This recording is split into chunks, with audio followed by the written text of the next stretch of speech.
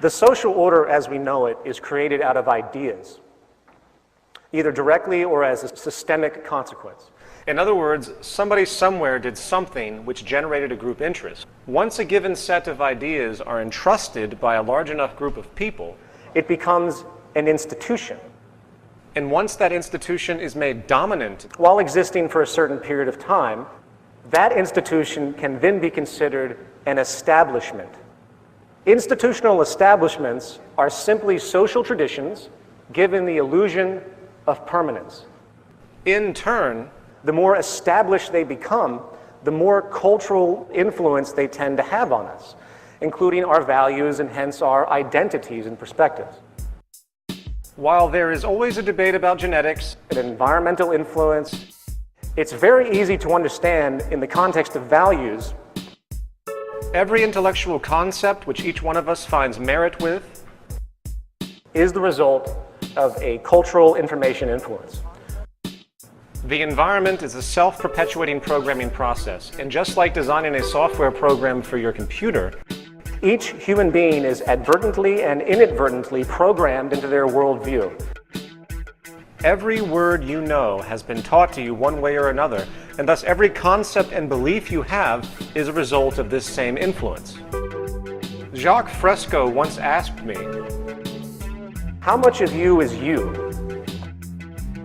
The answer, of course, is kind of a paradox. for either nothing is me or everything is me. When it comes to the information I understand and act upon. Information is a serial process, meaning the only way that a human being can come up with any idea is through taking in dependent information that allows that idea to be realized.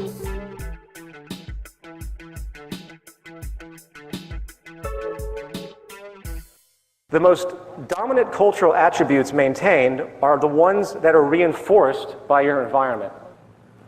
If you are born into a society which rewards competition over collaboration, then you most likely will adopt those values in order to survive. The point is, we are essentially biochemical machines. The source of our actions come fundamentally from the ideas and experiences installed on our mental hardware by the world around us.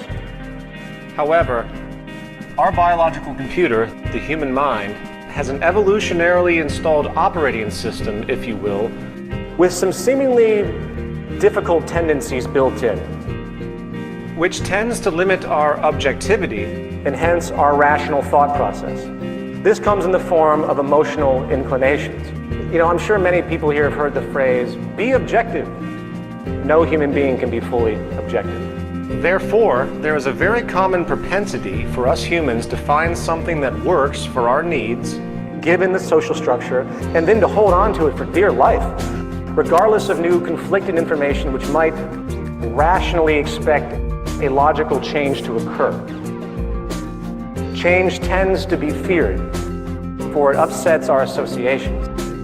Therefore, anytime someone dares to present an idea outside of or contrary to the establishment programming, the reaction is often a condemning of the idea as blasphemy or undermining or conspiracy or simply erroneous.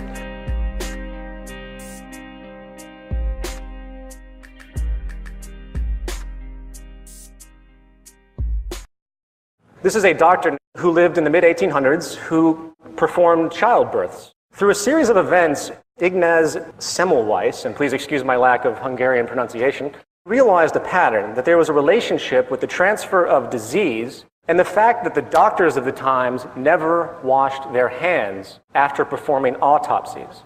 The doctors of the time would handle dead bodies in the lower elements of the hospitals, and then they would go up and they would perform childbirths without washing their hands. So this doctor, realizing this pattern, he started to tell his colleagues about this. He's like, hey, you should wash your hands before doing this. He was laughed at and ignored. He published papers, and they were dismissed and ridiculed. And after many years of trying this issue, he was finally committed to a mental institution, where he died. It was many years after his death when Louis Pasteur developed the germ theory of disease that his observations were finally understood, and people realized what a horrible mistake had been made. People tend not to criticize the social order because they are bound within it. It's like they're in a game, and the idea of questioning the integrity of the game itself rarely occurs. In fact, members of society often become so indoctrinated by their socially acceptable norms that each person's very meaning is framed by the dominant established value system, and the interpretation of new information is consciously or even subconsciously pre-filtered to be consistent with their prior biases.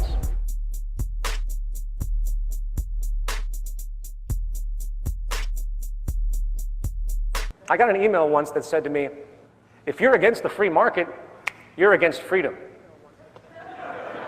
And naturally, I shuddered at this state of mind control that the dominant established orthodoxy has successfully imposed. The majority of people on this planet Not only have no idea how they are being affected negatively by the market economy at large, they actually, on average, hold a steadfast commitment to its principles based on nothing more than the traditional indoctrination. of course, this is how power is maintained, and has been maintained by the dominant established orthodoxies since the beginning of time. And the trick, again, is to condition people so thoroughly into the established value systems that any thought of an alternative is inherently ruled out without critical examination.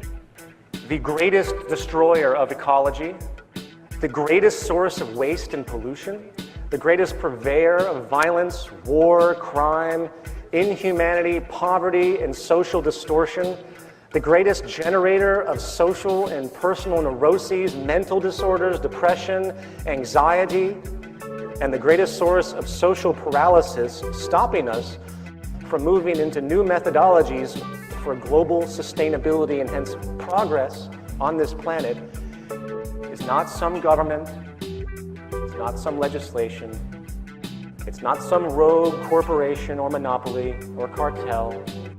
It's not some flaw of human nature. It is, in fact, the economic system itself at its very foundation.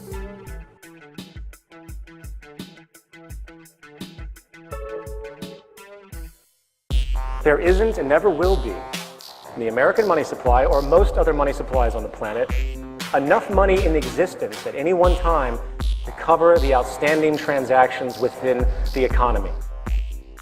Money is created out of debt through loans. And interest is charged for those loans, whether it is a government bond or a personal home equity loan. If every single debt was called in right now in our economy, there would be an enormous amount of money that is literally impossible to pay back.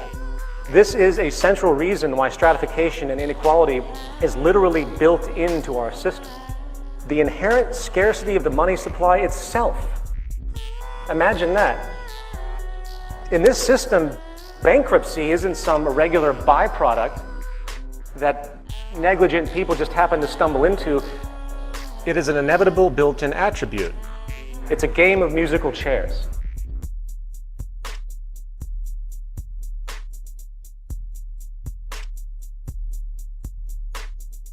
It doesn't take a genius to see where the trends are going, the trends that the media won't talk about. And given the pattern of political, economic, and environmental negligence and abuse, we're on a collision course. Are there solutions to these problems? Yes, there are. But they are so far outside of the status quo And a threat to those in power both politically and economically that they are just outright dismissed as irrational and absurd. The self-appointed guardians of the status quo won't even hear it because it's far outside of their reference and identity. This is where the zeitgeist movement comes in. I'm really sorry to say, we can no longer rely on government institutions to steer us in the right direction.